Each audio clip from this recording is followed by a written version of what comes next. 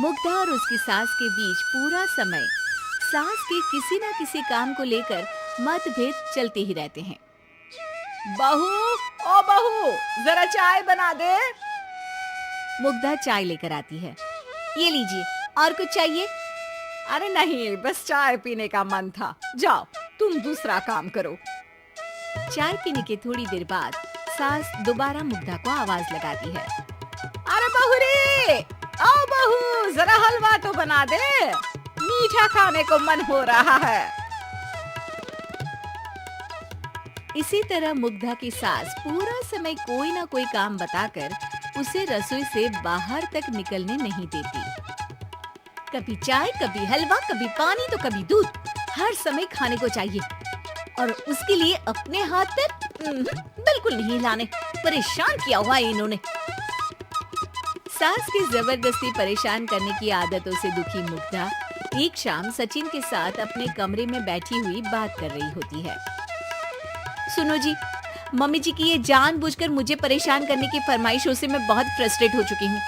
पूरे दिन में एक सेकंड का आराम नहीं मिलता। रसोई से बाहर कदम रखती नहीं कि बहू ये बना दे, बहुरी वो बना दे, और इनकी फरमाइशें चलती ही रहती है। अरे मुग्धा, माँ खाने की शौकीन है, पर उम्र हो चली है, खुद खाना नहीं बना सकती, इसलिए तुमसे बोलती है। अरे तो शौक भी उम्र देख कर रखने चाहिए ना। समझ में नहीं आता, हर समय फेविकॉल का जोड़ लगाए सोफे से चिपके बैठी रहती है। इतना सब डाइजेस्ट कैसे हो जाता है उन्हें?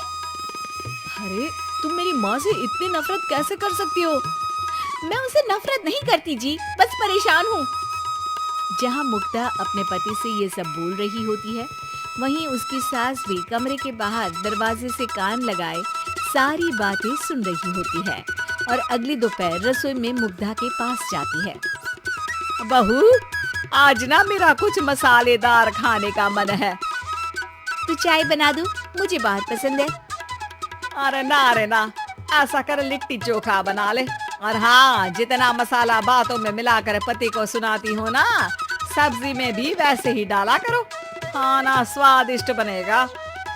सास की बात सुनकर मुग्धा हैरान रह जाती है।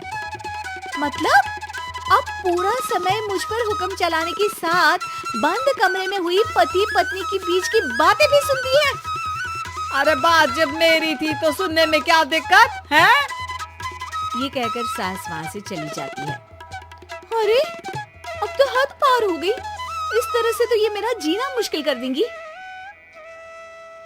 मुग्धा सास की हरकतों से परेशान उसका हल सोचने लगती है और इसी तरह कुछ दिन बीत जाते हैं, जिसमें सास का जन्मदिन आता है। मुग्धा बहुत खुशी के साथ अपनी सास को एंड्रॉइड मोबाइल गिफ्ट करती है। मम्मी, आपको सबसे बात करने के लिए बहुत दिक्कत होती है ना? कभी सचिन तो कभी मुझे बोलना पड़ता है, पर इस मोबाइल से आपको कोई दिक्कत नहीं होगी। एक जगह बैठे बैठे बहुत कुछ कर सकती हैं अब आप। मोबाइल देख सासू माँ खुश हो जाती है, पर उसे इस्तेमाल करना तो आता नहीं, इसलिए साइड में रख देती है। जिसे देख मुग्धा घर का सारा काम छोड़ मोबाइल सेट कर सास को इस्तेमाल करना सिखाने लगती है, जिसके बाद अब सास पूरा समय मोबाइल में ही लगी रहती है। हाय, जब से मम्मी को मोबाइल मिला है मेरी लाइफ में कितनी शांति आई है। अच्छा है, इसी तरह बिजी रहे तो मैं भी सुकून की जिंदगी जी पाऊंगी।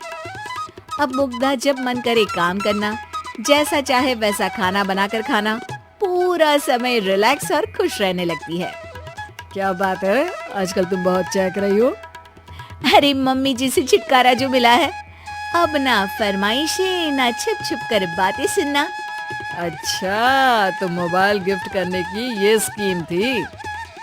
इसी तरह दिन बीतते हैं और अब मोबाइल पर लगी सास फरमाइशों की जगह सवालों के लिए बहू को आवाजें लगाना शुरू कर देती है। अरे बहू, सुन तो, देख जरा किसी का फोन क्यों नहीं मिल रहा? रिचार्ज खत्म हो गया है, पर अभी 4 दिन पहले ही तो मैंने किया था। इतनी जल्दी कैसे खत्म हो गया? अरे मैंने कल तेरी कनाडा वाली मौसी सास से 3 घंटे बात की थी ना। क्या? इतना महंगा तो मोबाइल भी नहीं आया जितना महंगा इसका रिचार्ज पड़ रहा है। इसके बाद तो जैसे मुग्धा के दिन के 24 घंटे में से 20 घंटे सास के पास उनके मोबाइल रिलेटेड प्रॉब्लम सॉल्व करने की ड्यूटी ही बन जाती है। अरे मुग्धा, ये मोबाइल में अचानक तेरी मौसी सास की शक्ल क्यों दिखने लगी? और ये तो हिल भी रही है। मम्मी, ये गूगल डुओ का वीडियो कॉल है। इसमें आप बात करने के साथ एक दूसरे की शक्ल भी देख सकती हो। अच्छा, ये तूने मुझे पहले क्यों नहीं बताया? अब बताने के लिए पहले नहीं बताया। इसी बीच सचिन भी वहाँ आ जाता है और सास अपनी वीडियो कॉल में बिजी हो जाती है। क्यों, सास बहू में क्या गपशप चल रही है? इसे गपशप नहीं, दिमाग का दही होना बोलते हैं। पर तुम तो मम्मी को मोबाइल देकर बहुत खुश थी, फिर क्या हुआ? हाँ, उसका सुकून भी कुछ ही दिन मिला। अब घर के टंटे खत्म हुए तो मोबाइल की टिंग टिंग शुरू हो गई। देखो भाई, कुछ पाने के लिए कुछ खोना तो पड़ता है। आखिर तुमने मोबाइल अपने फायदे के लिए ही तो दिया है, तो फिर सवालों के जवाब भी देने पड़ेंगे, क्योंकि जब तक उनके हाथ में ये फुंथरू रहेगा, तुम्हारी लाइफ में प्राइवेसी और सुकून रहेंगे। कहने का मतलब है, अगर इससे प्यार बढ़े तो दाग अच्छे हैं। अरे मुझे पहले दिन से ही पता है मोबाइल किस मकसद से दिया गया है। भूलो मत, इससे पहले मैं बातें ही सुनती थी। सास की ये बात सुनकर मुग्धा शॉक में और सचिन हंसता रह जाता है।